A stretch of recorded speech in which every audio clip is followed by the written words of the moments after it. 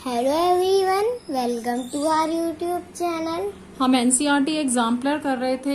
Exercise 2.2 polynomials का question number 1 है, answer the following questions and justify. Justify means आपको जो भी आप इसका आंसर देंगे आपको जस्टिफाई भी करना है कि आपने ये आंसर क्यों दिया।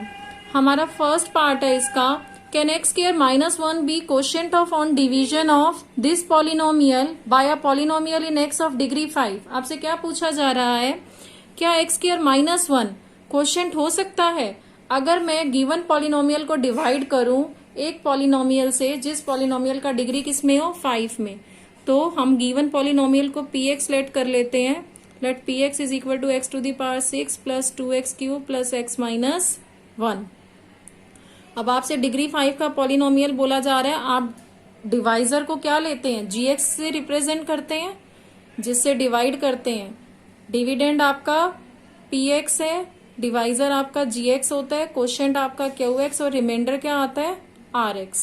तो हमारा gx क्या हो गया, हम एज्यूम कर लेते हैं डिग्री 5 में ax to the power 5 plus bx to the power 4 plus cx cube plus dx square plus ex plus f। इस तरीके से ले लो आप इसमें c को ना भी लेते, बस डिग्री 5 का होना चाहिए आपका। c d e ये जीरो के इक्वल भी हो सकते हैं, ठीक है ना।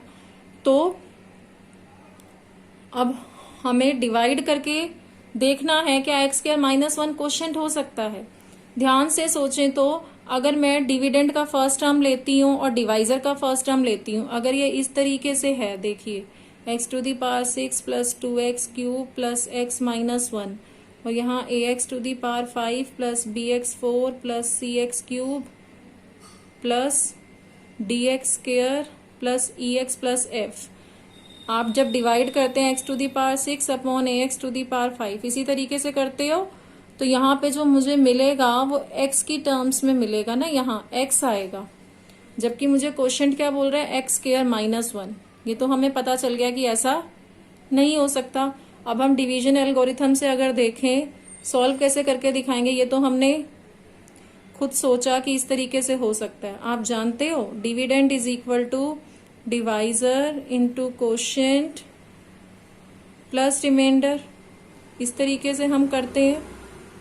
अब आपका डिविडेंड क्या है, क्वेश्चन में जो गिवन है x to the power 6 plus 2x cube plus x minus 1 और डिवाइजर आपने जो लेट किया ax to the power 5 plus bx 4 plus cx cube plus dx square plus ex plus f। Multiply करेंगे question से x square -1 plus यहाँ remainder को rx से represent कर रही हूँ मैं, रिमाइंडर को हम rx लिख सकते हैं।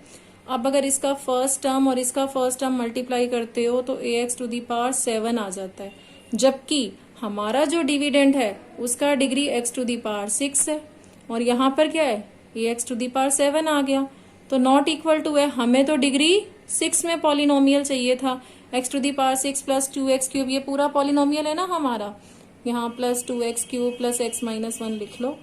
यहाँ ax टू दी पावर 7 में मिला, तो ये पॉसिबल नहीं है, इसीलिए हमारा फर्स्ट ऑप्शन क्या हो जाएगा, फॉल्स हो जाएगा।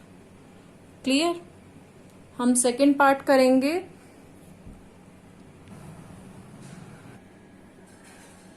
सेकेंड पार्ट है, what will be the remainder and quotient be on division of ax square plus bx plus c by px cube plus qx square plus rx plus s where p is not equal to 0।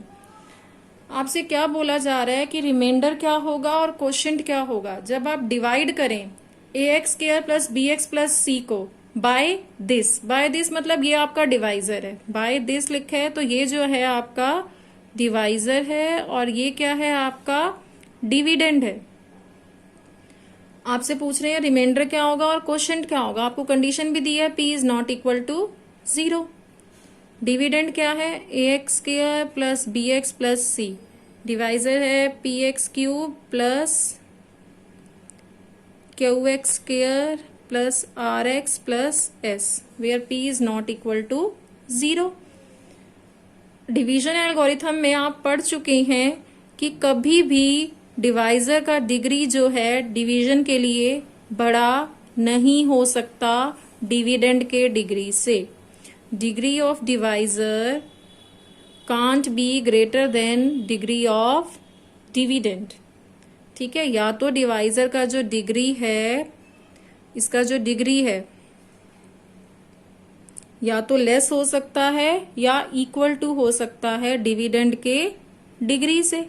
और इस question में क्या दिया है, देखिए आपको जो degree दिया है डिविडेंड का वो लेस है, ax स्क्वायर है यहाँ, और जो डिवाइजर का डिग्री है वो px क्यूब है, 3 है जो डिवाइजर का डिग्री है, जबकि डिविडेंड का डिग्री क्या है, 2 है। तो डिवाइजर का डिग्री बड़ा नहीं हो सकता, यहाँ डिवीजन पॉसिबल नहीं है।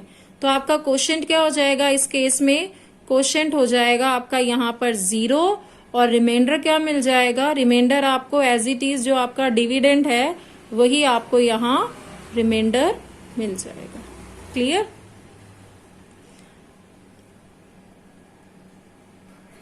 आपका थर्ड पार्ट है यहाँ, if on division of polynomial px by a polynomial gx the quotient is 0, what is the relation between the degree of px and gx। अगर आप एक पॉलिनोमियल px को gx से डिवाइड करते हैं तो उस केस में आपका क्वोशिएंट आपको क्या मिल जाता है, 0।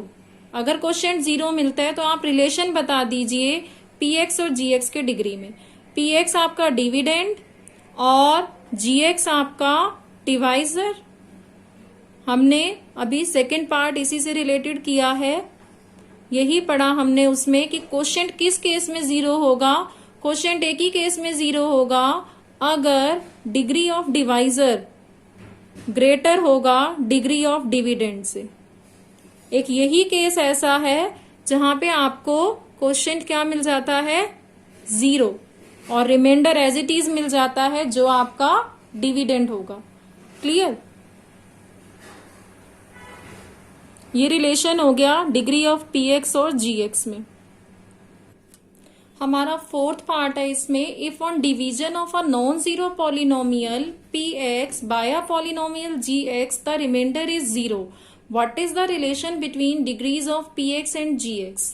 आपको क्या बोला जा रहा है, एक नॉन जीरो पॉलिनोमियल है px, जब आप उसको डिवाइड करते हैं सेकेंड पॉलिनोमियल gx से तो आपको रिमाइंडर 0 मिल जाता है। तो क्या रिलेशन होगा, रिमाइंडर जब हमें 0 मिलेगा, रिमाइंडर 0 मिलता है उस केस में जहां पे आपका gx जो है वो फैक्टर हो जाता है px का। gx जब आपका फैक्टर मिल जाएगा आपको डिविडेंड का, डिवाइजर जब फैक्टर होगा डिविडेंड का तो आपको वहां रिमाइंडर क्या मिलेगा, 0। और रिमाइंडर जब 0 मिलेगा उसमें डिग्री ऑफ gx जो है वो या तो लेस होगी या इक्वल टू होगी डिग्री ऑफ px के।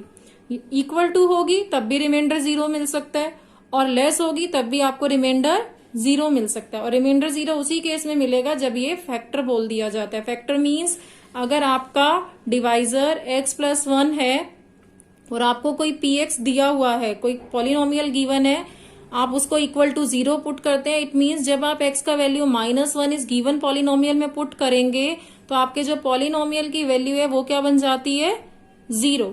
क्लियर।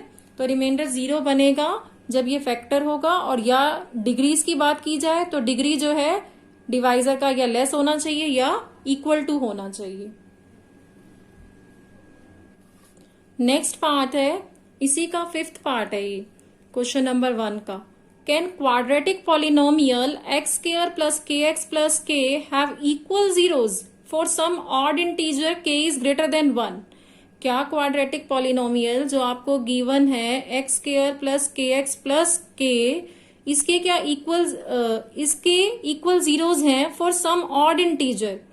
क्या k का जो कोई odd integer k is greater than 1 बोल रहा है, और ग्रेटर देन 1 k का वैल्यू ऑड इंटीजर में 3 हो सकता है, 5 हो सकता है, 7 हो सकता है। क्वेश्चन में कह रहा है क्या ये जो क्वाड्रेटिक पॉलिनोमियल है जिसके इक्वल जीरोज भी हैं, इक्वल जीरोज हो सकते हैं k की वैल्यू ग्रेटर देन 1 के लिए।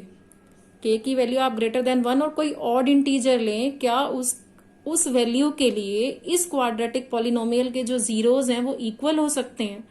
तो हम इसको सॉल्व कैसे करेंगे जब हमें बोल रहा है कि k की ग्रेटर देन कौन सी वैल्यू के लिए इसके जीरोज हो सकते हैं इक्वल, ऑड इंटीजर होना चाहिए वो। तो आप लिखो फॉर इक्वल जीरोज, आपको मालूम है d इज इक्वल टू 0 होता है, कंडीशन होती है इक्वल जीरोज के लिए, हम पुट कर देंगे। और d क्या है, B square minus 4ac। Clear. यहाँ पे आप इसको कंपेयर करो अगर जनरल फॉर्म क्वाड्रेटिक से, तो आपका b यहाँ पर k है, k square minus 4k is equal to 0। k common लें तो k माइनस 4 ब्रैकेट में आ गया, यहाँ से आपको मिला k इज इक्वल टू 0 और k इज इक्वल टू 4। तो k की सिर्फ दो वैल्यूज मिली हमें, 0 और 4, जिस पर इसके जो जीरोज हैं गिवन पॉलिनोमियल के वो इक्वल होंगे।